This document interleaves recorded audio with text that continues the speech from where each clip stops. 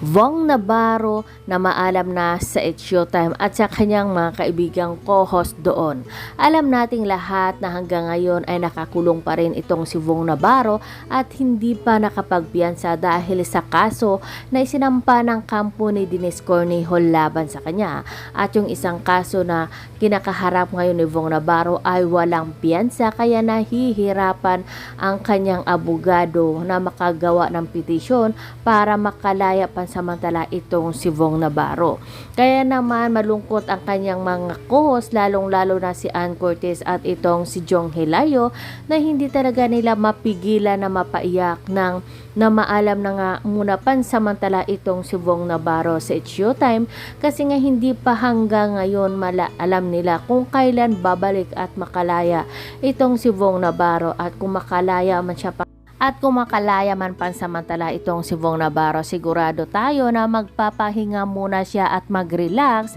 at ibalik yung lakas niya at syempre i-relax yung mind niya sa mga trauma na nangyayari sa kanya at syempre mag-prepare pa siya doon sa kakaharapin niyang kaso at ito yung kinakatakot ng asawa niya ngayon na itong si Denise Cornejo nga ay naghain na ng petition laban dito kay Vong Navarro na mailipat siya doon sa Taguig City Jail kasi ngayon nga si Vong Navarro ay nasa pangangalaga ng NBI. Nakakatakot nga naman na mailipat sa City Jail itong si Vong Navarro kasi nga sari-sari o halo-halo yung mga tao na nakakulong doon. Natatakot itong asawa ni Vong Navarro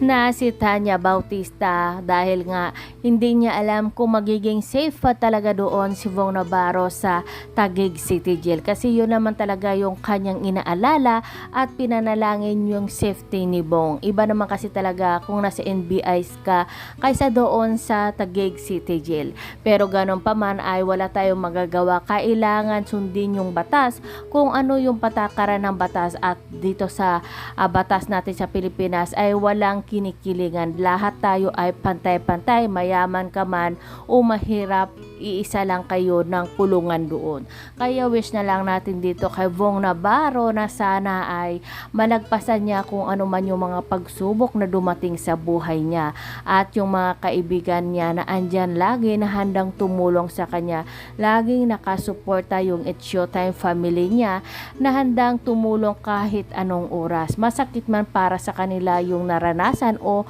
kinakaharap ng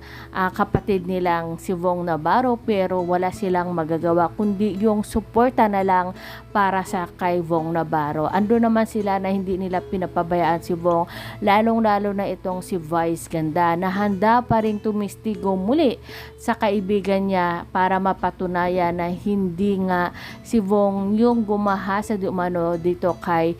Denise Cornejo kasi nga dati nga sa unang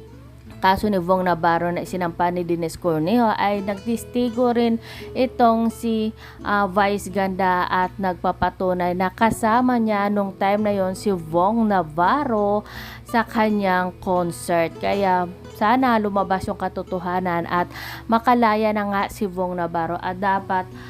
magbayad kung sino man yung taong may kasalanan at malaman talaga natin kung sino yung nagsasabi ng totoo. Kaya masasabi ko lang kay Vong, laban lang, maraming nagmamahal at sumusuporta sa'yo, maraming mga fans mo na nanalangin na sana ay makalabas ka na nga dyan at hindi sila naniniwala na magagawa mo yung mga bagay na yan. Katulad na rin ng mga kaibigan mo sa It's Showtime na hindi sila naniniwala na magagawa mo yung akusasyon nila laban sa'yo. Kaya pinag-pray ka namin na sana ay malagpasan mo kung ano man yung mga pagsubok na dumating ngayon sa buhay mo. Kaya lakasan mo yung loob mo, manalangin ka lang. Walang imposible kay God kung tayo ay nalalangin at sana ay lumabas yung katotohanan para makapagbalik ka na sa It's Showtime para makapagbigay ka ng aliw at kasiyahan sa mga manunood. Kasi nga hindi kumpleto yung It's Showtime kung walang Vong Navarro na ando na nagpapasaya sa mga madlang people.